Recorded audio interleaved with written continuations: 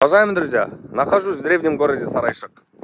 Это столица Великой Золотой Орды. Это столица Великого Казахского ханства.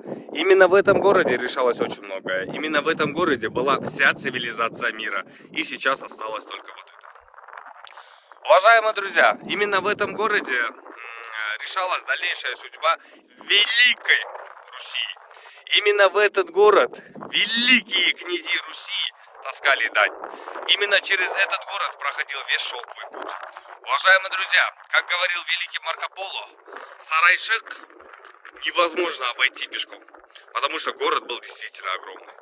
Здесь было все. Здесь была и канализация, и водопроводы.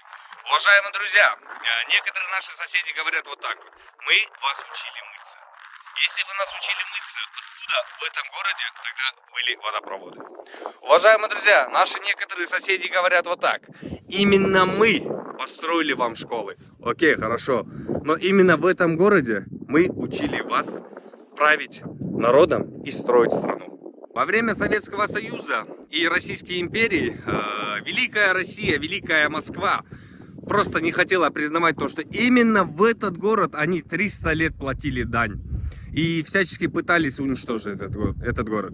Но они уничтожили город, да. Но при этом записи об этом городе сохранились в европейских и в китайских книгах. Уважаемые друзья, мы казахи, чтим свою историю. Уважаемые друзья, мы казахи, помним свою историю. И мы будем его дальше возвышать и продвигать. Всем привет из великого города Сарайшик.